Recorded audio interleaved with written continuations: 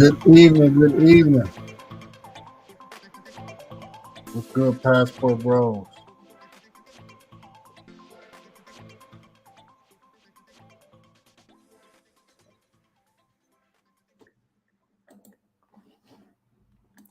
Yo, yo, yo, what's good, Passport Bros? How y'all doing this evening? So yeah, today I wanted to kind of pick up where I left off at last week. What's good, brother Alex, man? How you living? How you living? Yeah, I wanted to pick up where I left off actually Monday. We had a pretty um thorough discussion, about child support and the abuse around it. So tonight, you know, um, I want to talk about the incentivification of child support, and then anybody want to come up can come up. So one thing I wanted to mention is that one thing I noticed just from my friends that had kids, I noticed people that were married versus not married, there was a difference in how the family courts treated those situations. People that were married seemed to be able to get a more fair, um, fair visitation, fair child support. The system seemed a little bit more fair. People that were married and went through a divorce versus people not. And I think one of the reasons is because when you have to get a divorce, you have to show, most of the time you both showing up, um, you know, at the courthouse and and typically not just one. Usually in a non-marital situation, usually mostly the mother, pursues that, and either a man may show up or not, but it's not like a divorce situation where you kind of have to, you kind of discuss with your soon to be ex-wife or ex-husband. You kind of discuss what how you want things to lay out, and then usually when you get to court, y'all pretty much agreed on everything. So that's kind of what I'm getting, from that. And anybody else can expand on that if they think there's a difference between going through the child support system, you know, um, through divorce or if you were never married. Let's see. Another thing we kind of touched on a little bit is you know having multiple kids, the effects of that.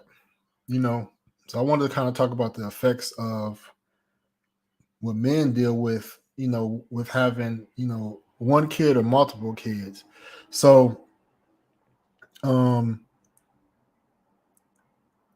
with kids, you don't necessarily know what the personality of a child might be. You may have a child, if you let's say if the mom makes it difficult for you to share time with your child. Sometimes a lot of children, especially boys, they become resentful. You know, even if they um, you know don't know what the father side is, they just become resentful. They may pick up the same talking points as their mom.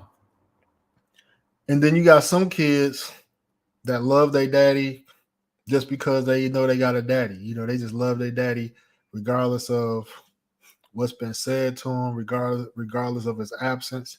They just love, and they still have love for, their biological father. But there's no way to predict that situation. So, some men have noticed that, when they have more than one child, you know, you know, at least one of those children, still, show love for them. And I would say there are mental effects from not having respect from your child. In general, just in life, like having respect is something that most of us work all our life to have respect. It starts from, grade school, college, the workplace, if you in sports, people people that's on your team, like having respect goes a long way. Myself being in a fraternal organization, having respect is very important. It affects maybe someone helping you, find a job, or or wanting to introduce you around larger social circles, and then also in dating, if you're well revered, women are attracted to that. So respect is very important, and just from personal experience, and seeing other experiences, like when you don't have the full respect of your child, it does affect you psychologically and mentally.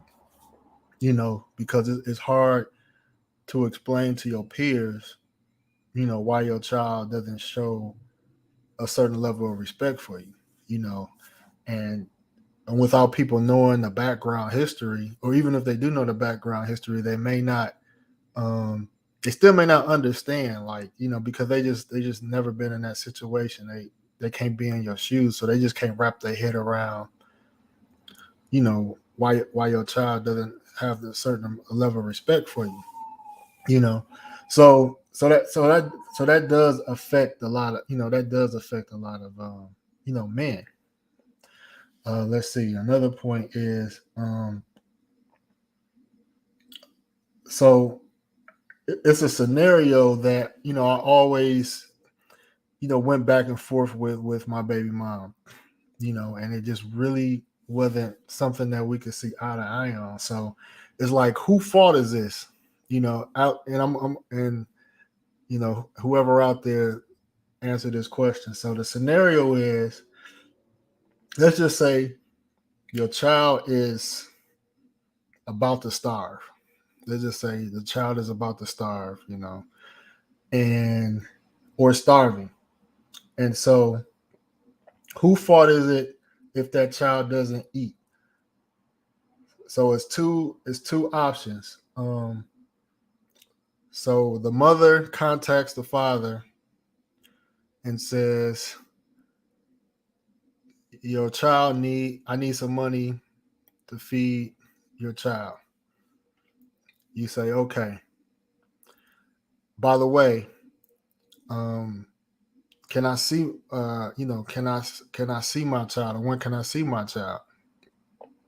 She responds, that's not going to happen. But this is your child. They're starving. I don't have any money, and I need you to send this money, or else your child is going to starve. So when I say who fault is it, so if I say, if I can't see my child, I'm not sending no money. Now, am I starving the child, or is she starving the child? Because if she wants our child fed, and it's contingent, and I'm saying that you have to agree to let me see my child, and she says no. In my opinion, in my viewpoint, she's basically saying no. She doesn't. She's saying no to feeding our child. You know, yeah, child. Let's say, yeah, child support is already in place. So it's not like, it's not no reason. It's not a safety concern. It's not no legitimate reason why she doesn't want, let's say, me to see my child. She's just saying no. It's my decision, but I need you to send this money. So who fought if the child don't eat? Is it her fault because all she has to do is agree to let me see my child, and then I could relinquish funds for her to feed the child? Or is it my fault that, um or the my fault if I don't send the funds? You know. So, so that's always, a divided question. You know what I mean? Usually when I brought this scenario up, most women want to say, well, it's your fault because, you know what I mean, you need to make sure you feed your child regardless if she sees it or not. But then some men was like, well, I'm willing to give her the money. She just gotta give she just gotta let me see my child, you know. So it's always a divided issue, you know what I mean? But that's why it's hard to move forward in these situations because it's half people that view things a certain way and the other half doesn't. Alex says her fault. She will most likely be on a snap with cash aid, so there should be food in the house. Yeah, yeah, yep. But just hypothetically saying, whatever happened, she has to make a decision. If I need to feed our child, you know, is it my fault? If basically, is she holding the child back, or am I holding the child back from being fed? Um, which brings my next point. Let's see. Child for ransom and playing on sympathy of the father. Yeah, that is exactly right. That is exactly right. So what goes to my other point is, should men that are alienated have to pay? And I think that's where people clash the most over that. Having to pay if she, doesn't respect the visitation order or she playing games. And women play on this so much. They look at you have to pay regardless. They want to play on the emotion, and that's your child. You have to pay regardless of whatever I do to you. You need to take care of your child, regardless if I spit on you, pee on you, you know, disrespect you, not let you see your child. Regardless of the case, you still have to send money to me. You know, and that's the thing. It's hard to understand why women think like that. You're alienating me from my child, but still expect me to hold my financial end of the bargain up. Mismanaging the household income. Yep, yep. And see, next point.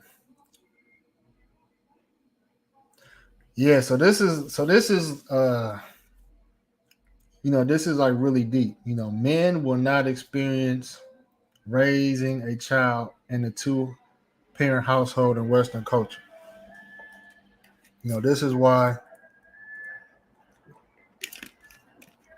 a lot of men, especially in the tribal community, are seeing that, if I want to have a child, I want to have a family, it's going to have to be outside the U.S. Let me see, Brother Alex said abuse of the mother. Let me say abuse of the mother on the father by using leverage of the child for control. All day, every day. All day, every day. Let's see. But yeah, in Western culture, it's like the two parent household is, as I would say, at least in the black community, is a minority. It's sad. You know, it's like you could look at the average black man and just assume he was raised by single parents. It's not even like, you know an assumption no more. You just kind of know, like, okay, most likely you was raised from a single parent household. And men that want to experience a two parent household is sad, because I would say most men, for the most part, idea of raising a child is with two parents. And women don't understand. A lot of women don't understand that. They don't understand that, and they don't understand. That's why we get so infuriated over the family court system, because we really didn't sign up to not be in a two-parent household. To not to not raise our child in a two-parent household. My next point is, should men give up rights since most men are viewed as sperm donors and not wanted for decision making? So that's something I'm curious about too. Some women, I have heard women, throw out things to men and say, well, you could give up your rights, you know, or some, I know other men that would be happy to take your place or this or that.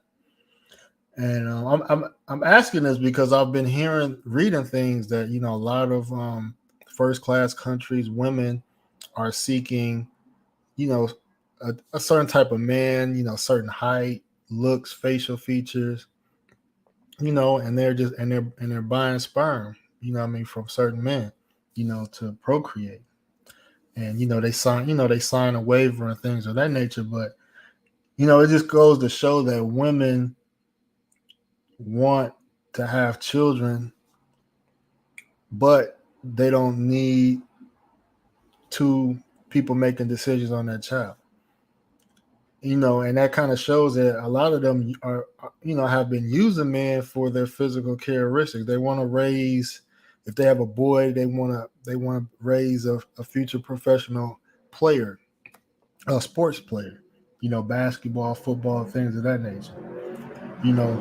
The fact that there's women that, don't mind a man giving up his rights, shows that they don't really care about having a man involved. So, should men give up their rights?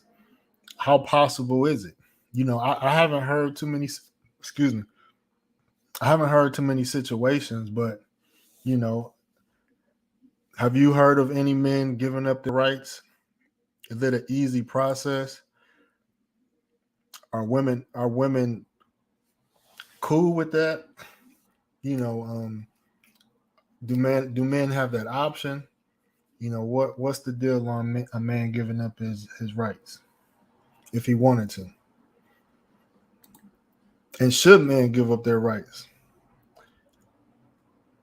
if they can't get that situation? Yes, they do go to sperm banks and request a certain level of education, height, and so on. Yeah. Let's see. Should men give up? Should men do men have the option to give their rights easily? Let's see. The next thing I have is, are women double dipping? They still want another man, but that man has no control over their child. She gets taken care of by her boyfriend, and boyfriend take care of child. So yeah, so double dipping I'm looking at is that you got a situation where this woman is getting child support from a man. She gets another man because, as I see a lot of times, women still want to be in relationships when they have children. They still want to date, they still want to get married, they still want relationships. But for whatever reason, they didn't want that with their child's father. They wanted just to have the baby, control of the baby, the support from their baby father. And they wanted to but they want a new man. So it's like, what's the logic behind it? What's the logic of bringing a man around a child? And the only thing I can really think of is that they want control over the child. And then they get another man that doesn't have any control over that child. And more than likely that man is going to be the provider. They're going to do things with the child, for the child, on top of what the other thing get, on top of what the child already getting. So it's so I call that double dipping. And I think that's something we need to call out more and more, on women. They're trying to double dip. Child support from their baby daddy and being taken care of by another man boyfriend. So that baby is basically getting you know, two fathers. She ain't got to worry about um, giving up control of the child. So, it's a win-win in her situation. He said they double and triple dip. He said no man worth their salt as they want to be father. Now, if they don't, then they should sign over their rights to the mother. I agree. I never was gonna do it. I never was gonna do it, even though she tried to throw that out there. She has lied to those other men that you are not a responsible father. Those other guys pitch in to help her. Yep, that's what they do. That is what they do. Let's see. And then I'm gonna put the link of the chat if you want to come up. But yeah, child support is an incentive for mothers to be single. And that's pretty much the conclusion I got to. Women want women want any forms of income. A female decision is always driven by money. It's sad, but it's always driven by money. And any incentive, just like the incentive of divorce, is driven by money. And this is the child support game. This is the child support game I'm seeing. He said, I tried to buy my oldest son off of my oldest son's mother. What do you mean? Like spoil him? What you mean? Clarify that. Yeah, it's a game. It's a crazy game. What's crazy is I haven't heard other countries, talk about the I would say the weaponization or abuse of the child support system like in the US. I wouldn't be surprised if it happens in like parts of Europe or Canada, Australia, things of that nature. Even a place like Brazil, I haven't heard any any abuse of that system. At least not of yet. Child support in the U.S. been around since I'm not sure. How long has child support been around? And when did it start? When did the abuse of the systems kind of start? I'm curious on that because I want to know, how other countries, when or if they're gonna, be like the U.S., in our current state. So I'm curious about that. Let me see if I could Google that real quick. Let's see.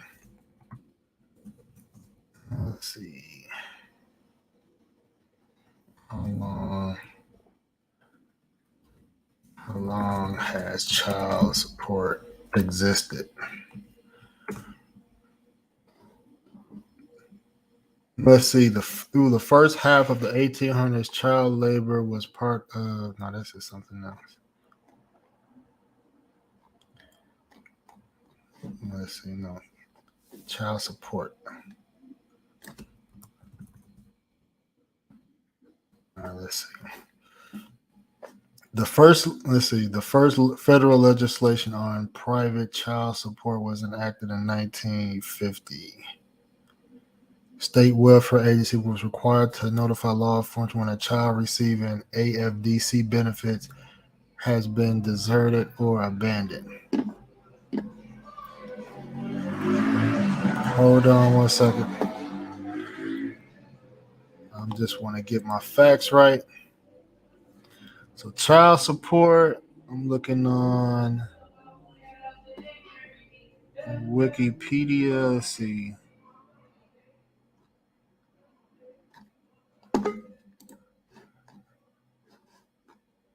Let's see.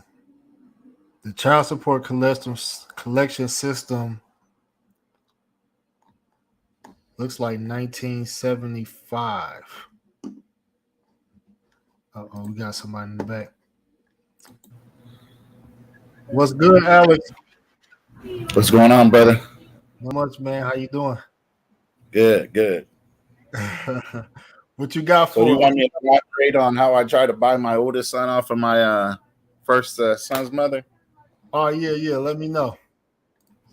So I was living in California. My son living here in Kansas City.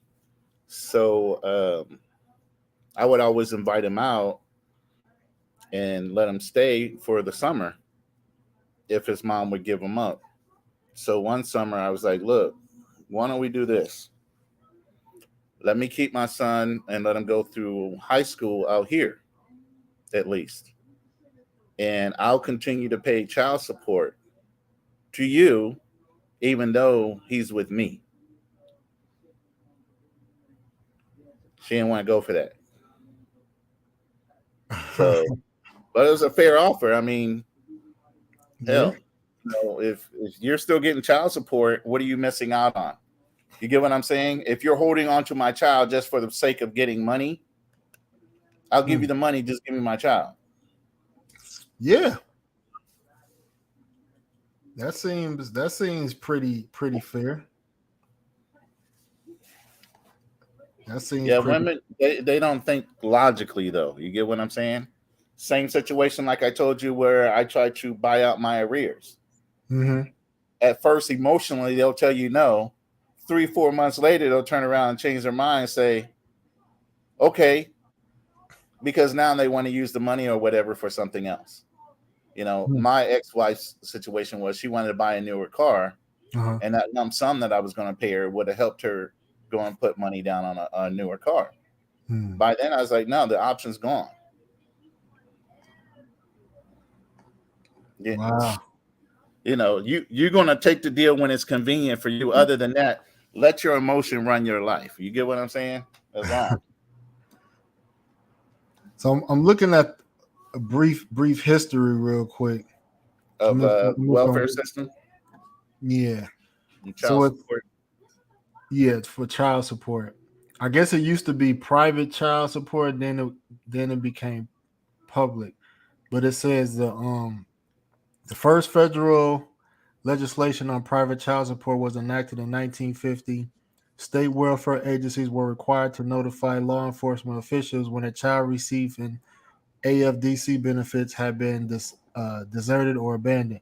Further legislation enacted in 1965 and 1967 allows states to request addresses of absent parents from the federal Social Security records and tax records. States were also required to establish a single organizational unit to enforce child support and establish paternity. The most significant federal legislation was enacted in 1975 when Congress added Part D to Title IV of the Social Security Act, establishing the Child Support Enforcement Program. This legislation created the public bureaucracy to enforce private child support obligations. So basically, it used to be a system where you had I guess, an agreement, whether it was written or whatever. And, you made an agreement, but let's just say there wasn't no enforcement, So you made an agreement, but let's say the man wasn't living up to the agreement, Then the states start creating, agencies, departments to enforce. So I guess it evolved over time. And then Wisconsin is kind of had like the was like kind of the architect of state child support system, and I'm actually from Wisconsin, But so they had rates. It says was in Wisconsin, this rate was 17% of the gross income for one child, 25, 29, 31, and 34% respectively for 2, 3, 4, or 5 or more children. So up to 34%. And pretty much most states adopted the Wisconsin model, you know. So I guess it looks like that about between 1950 and 1975, that's kind of when our early child support stages, and then we are how many years removed from 1975? What's that? 50, almost 50 years. So almost 50 years, and we are in, and it has been manipulated, abused, and weaponized. Yep. It didn't take long to figure out for women to figure out and game in the system. Wow. You know, and yeah, that like we said that welfare was the first linchpin to everything when they started opening public assistance. Well, they're using tax dollars in order to do this. Now, what's AFDC? AFDC is like unemployment for California. That's It's like a system for unemployment. Let me Google the acronym real quick. That seems, because reading the history, this seems like that's what it was based off of. So as the counties and the states are utilizing taxation funds to pay all these mothers with these children, they're like, we need a form of reimbursement. We need to go after these fathers and start garnishing their checks since they can't freely hold to their obligation. You get what I'm saying? So then that's when the court systems and, DPSS and all these other departments started getting involved in the welfare system when it comes to child support, SNAP benefits, and all that. Yeah, it makes sense because I mean, taxpayers probably like, well, why are we paying taxes? For these programs, y'all need to go after these fathers. So I mean, I could understand the the reaction to that, because it was getting ridiculous at one point. I believe they were getting like $250 to $300 a kid, and you would see mothers having 5 and 6 kids because they're gaming the system. Yeah. Keep them babies coming. Plus all the food benefits they were getting, cash aid to cover their rent because they needed a house big enough to house 5 to 7 kids. Some of these moms were living better than the people that were working in a damn department. Yeah, you like, I might as well quit my job and just go have kids and factory some kids out. Get all these fathers attached to them. So yeah, for a long time it was a whole thing where women already knew. I don't know if that video was you that showed it or Kevin Samuel showed a film of these little girls talking about at 15, 16, and 17, if they had children, they wouldn't want to get married. They'd take care of the child themselves and had the confidence to know that they could take care of these children by themselves, all because they knew the government was right there to start helping them because they were taught by their mothers. Same thing. Oh, I didn't need your daddy because I was getting welfare, public assistance. I was getting food stamps. So those kids grew up knowing I don't need no man. I can go ahead and work off the system. Daddy government. Mm-hmm. Daddy government. And not to get political, but a lot of Republicans, they see that, and that's why a lot of them was like they don't like welfare. Unbeknownst to them, the majority of the people on welfare are white. Yeah. Not black. Yeah. But it's supposed to be temporary. I mean, I believe in temporary help is necessary. Right. We all have a hard times, however long that should be, but it should be temporary. And it is. They have to go through vocational learning or they can go back to school. That's how my wife wound up getting her degree. My first wife, she went right on the system so they could take me to court. That's how I went to court and provided them with my receipts and started paying. And she went ahead and her vocation was she went back to school to get her degree. Okay. And then started working for the county after that. Wow. Yep. See, I dated a lady when I used to live in Texas, and she had 5 kids. You know what I mean? Don't ask me why I dated a chick with 5 kids, but I was just she must have been fine as hell. 5 kids. She was fine, man. She had a couple tricks up her sleeve. Man. Her food stamps though, she used to have like $1,500 in food stamps. Exactly. And I was like, wow. And like I was at the time, you know, I was really, really interested in her. Like I was just like, man, I was in my simp phase. I was like, man, I want to, you know, I wanted to marry her. In my head, I was like, I wanted to marry her. Like, man, she fine. You know what I mean?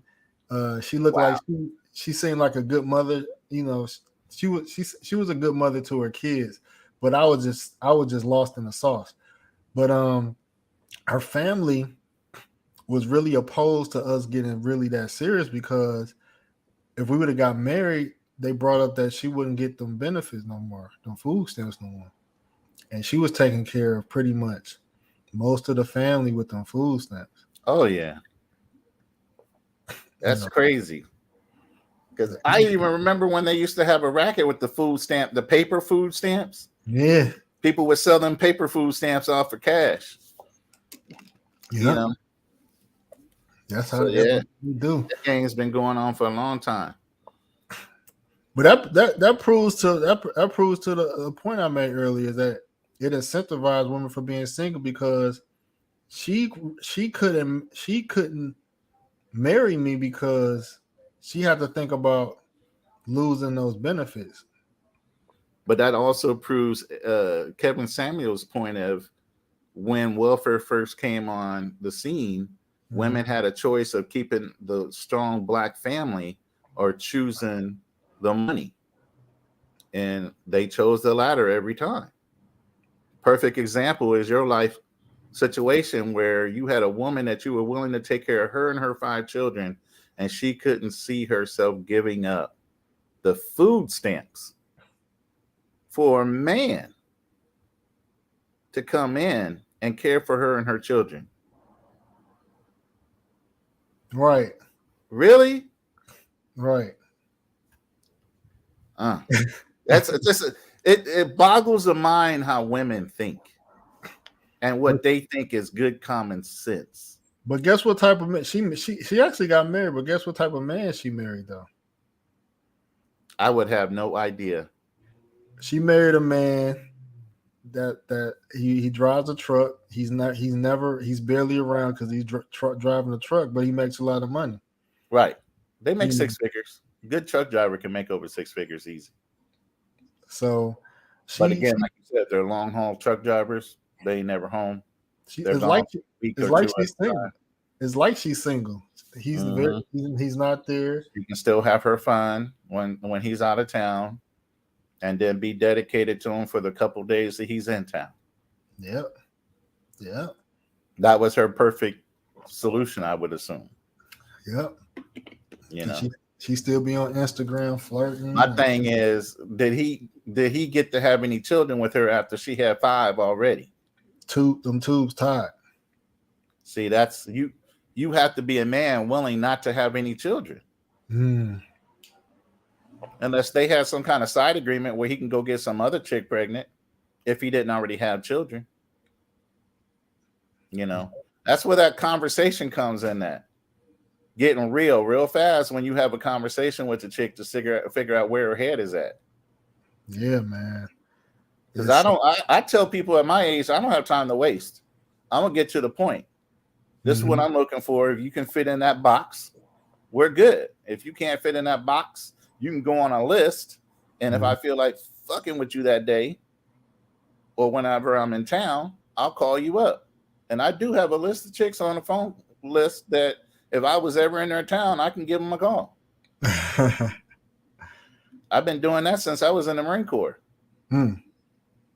I don't believe in long distance relationships. You do whatever the hell you want when I'm not around. So and so can I.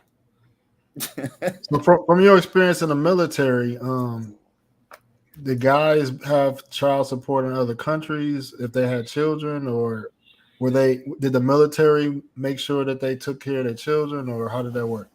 Yeah, the guys were stupid enough to give out their names and their information to these foreign chicks because they were getting letters or whatever written. Because back in the day, it wasn't no internet. You were writing letters, so you had to give them at least your name. Mm-hmm. They knew your rank, they knew your name on the return address thing, so they could write you back.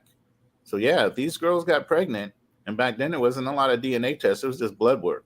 So they could lie and say you got them pregnant. You know. So yeah, they would write a letter, and then if they didn't get response, obviously they know people in the military because they're right there by the bases to get advice on what they could do in order to get support for their child. Okay. And yeah, they would have an agreement with that mother for that Navy or Marine to pay the child support. Okay.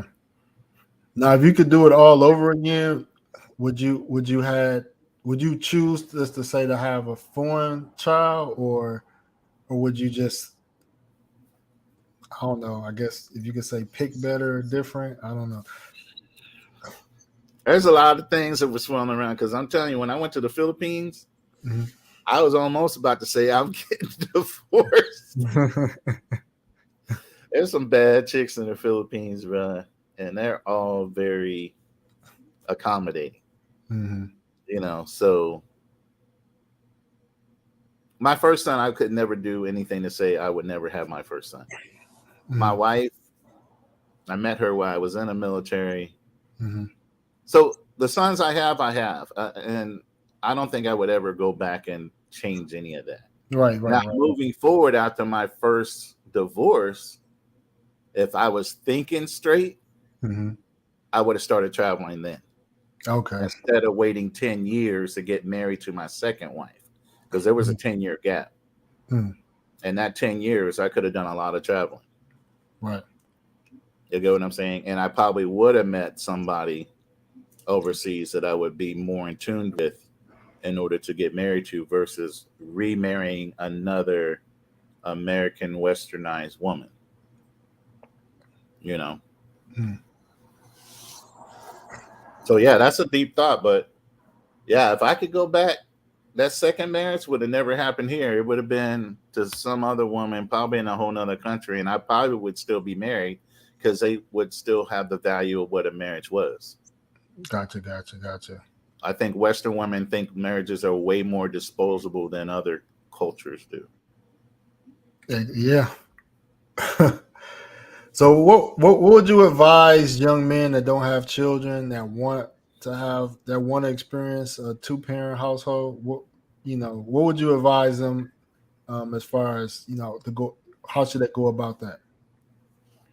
I mean, just like women want a traditional man, you need a traditional woman. You want to say FBI fit, beautiful and inspirational. You're looking, what is the number one thing a man looks for is peace. Right.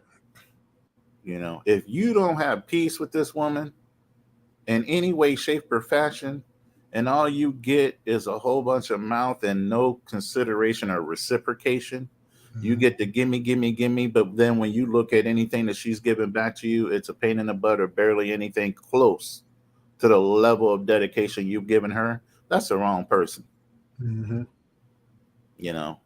Look some more. Yeah. Because there's way more women than there are men. That's true. My advice to men is like, don't have children in the U.S. That's my advice. It's like, I've been, so I had a short end of the stick in my situation, but right. But again, they played off of our traditional moral values. Right. Those mothers, they knew how we were raised. They knew how dedicated we would be as fathers, and they knew that once we had a kid, we were going to make sure we took care of them. Yep. Yep, they seen all the signs, you know. Hmm. Yeah. It's if I wish I would have met someone like myself at this point when I was younger. It would have been That's why I think these videos are so key. If the Mhm. younger generation were to look at them and understand, there's a whole wide world out there. Explore it a little bit before you settle down on anything. Yeah. You know, Even we're hunter gatherers as a genetic breed of men. We're hunter gatherers. Go out in the world and hunt down a little bit of stuff. Figure out what you really like. Okay, you understand how Western women work. There are other women in this world and other cultures to experience to see. Maybe that culture will lend to what you're really looking for. exactly. Exactly. You right. You right. Because beauty is all over the world. I'm sorry, it is not one culture that has a patent on the most beautiful women.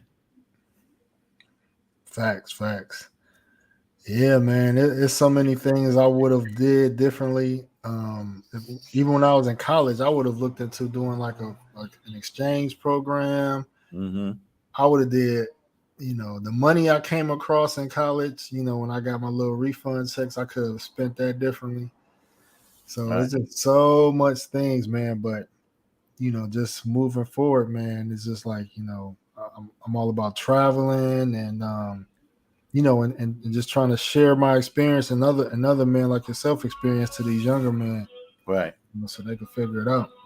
I mean, if I was really thinking when I got out of the military and once I divorced my first wife, I could have went contract over to Saudi and made 250,000 a year and came back twice a year just to visit my family and done that like a couple years in a row and started my own thing way back then. Wow. Because right after I got out of the military, I think it was maybe 2 years after that, I wound up finally divorcing my first wife. Hmm. And I could have went directly overseas. I was still in great shape to do whatever they needed me to do over there on a private contract. They Hmm. give you a home anyway. I had Okay. discussed it with my wife at the time and said, look, they'll pay us 250,000 a year. Our kids will be in private school. They'll pay for us to fly back so many times a year for vacation so you can still see your family, but at least we'll be back in money. Yeah. Women just emotional. No analytics when it comes to that. So yeah, it benefits a young man to go ahead and stack his cash now. Stop worrying about them women. Them women are going to be there. You can still have babies into your 40s, True. 50s. You True. don't necessarily need to dump on some chick right then at 20 something. Stack That's your paper, get your base, you know, so that you can have the pick of the litter later instead of trying to run through them all right now. Yeah, that's a good advice. I didn't realize that it's nothing wrong with having a child for a man in your late 30s, 40s, or even 50s. There's nothing wrong with that. Hmm. It might be even better, you know. Right. You're going to be way more stable as a man. And once the women see how stable you are, your marketplace value goes up. Yep. You know, Yeah. somebody your same age is still sitting out there running the streets, or ain't really focused on anything, don't have anything to show for it. Here you are, same age, you're already through college, you already got a business established, you own your own home, cars. Who's going to look better for that chick? The one that's established. Exactly. And they won't have to look up to a 40 to 50-year-old man to get that stability because you went ahead and focused in on getting it done quicker. Okay. No, that's true. That's true. But yeah, man, I'm gonna wrap this live up a little early, man. I'm gonna get back to some You of doing some marathons, man. We like hour and a half, 2 hours. I was like, wow, our you know, let them get it on the replay. At least they, take yeah. the time with it. Well, just curious, what's your favorite? Do you have a favorite country or favorite countries to visit? From the ones I've been to, and this went it was in Passport Bros group. in Facebook today. It was like between Japan and Australia, which one would you like to go to? Mm, Really depends on the person. mm. I enjoyed the fuck out of Australia, man. I really did. I was on the Perth side, so I wasn't on the Sydney side. I was on the opposite end on Perth. Okay. And it really felt like living in the 1950s of America with that kind of morality, but with all the technology of today. Wow. Super friendly people, approachable. I mean, and the fact that we're American men, Australian men, first of all, are very rough on their women. Okay. So the reputation with Australian men is they're so rough with their women. Typically, they have what they call adopt a Marine and adopt a sailor in Australia. Mhm. You step off the ship, there's about 10 or 15 guys that usually volunteer. And a family comes and picks you up for the 2 weeks you're in Perth. Takes you to their family and shows you how they live their lives and everything else. But the real key is they're trying to get you to want to marry their daughters. Because they would rather an American man marry their daughters than having an Australian man marry their daughters. Okay. Wow. Because we are caring and loving and you know, assuring to women more so than their men are. I mean, I ran into a Navy dude. He was married to the daughter of the president of Mitsubishi. She was Japanese, but and he was a black man, Hmm. and he preferred having that black man marry his daughter than a traditional Japanese man. Oh wow. That's why I say we are so highly apprised in the rest of the world as black men. You can call us gentle giants, and not to get too crass because I don't know who follows you or white, black, or whatever. White people are more vicious, where we can tame our viciousness, Mhm. where we're more forgiving at first before we even go that way. You get what I'm saying? Right. So, and I've observed that vicious nature comes from that gene that they have, where we know we have the power in order to subdue whatever we want, but Right. we're more relaxed about wanting to go to that point. I mean, we like that. I mean, they say the same sexually. We're more loving, caressing. We're not trying to like, urinate on you and do all, we ain't trying to. Going on out there, yeah, I know. I'm hurt. I got friends in the business, so I already know. We'll make love a little bit, we'll make love, so Mm-hmm. to your point, yeah. So you said Australia or Japan you would want to visit next? I would say Australia. Australia? Oh yeah. What's up, Salute, Kay? salute. Australia. Yeah, Okay. so Australia between the two, but my favorite country, I can't say because I haven't been to Colombia yet. Okay. DR. I haven't been anywhere in South America. Okay. So from where I've been, it would have been Australia, Singapore, and Philippines. Okay. Back to Now, but once I hit those other South American countries, I might lose my mind and say, hell, oh man, I've you been haven't wasting my won yet? time. Oh man. You haven't been to Africa yet, have you? Not, I mean, been to Somalia, but not anywhere where we got off the ship and stayed long. You know what I'm saying? Okay. So You gonna be and I want to go. I have a Asian friend of mine. She's already down in Cape Town. okay. Little Korean Asian lady. She's just kicking it down in Africa.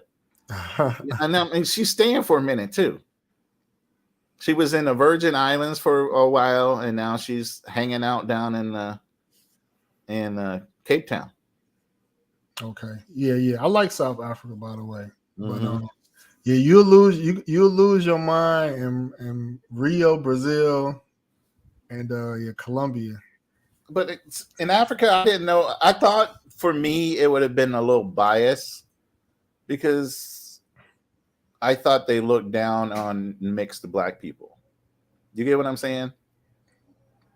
So because I've watched movies where they say Kappa lover, different things like that, and I was always hesitant if I ever went to Africa how they would take me as being a Black American but mixed. You get what I'm saying?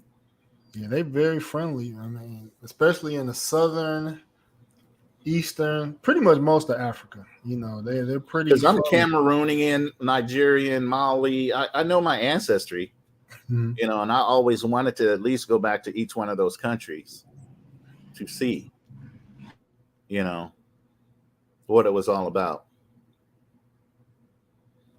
Cool, cool, cool. Well, yeah, today is Wednesday, so I'm gonna do a live Friday. Still trying to decide what I want to get into, but it's gonna be travel related. What's going on? Got some things going on in Colombia right now as well. So, um, y'all tune in Friday about the same time. So I'm about to end the stream, man, and yeah, appreciate you coming up again, man. No problem, man. Like I said, I'm brushing up on my own thing, so you know, it's always good to get online and break the cobwebs out of having conversations. I used to do Zoom meetings and all that, so Okay, okay. you know, so I'm pretty comfortable being on camera and having conversations. So, All right, cool, man. Have a good evening. Peace all out. right, brother. You too. All right.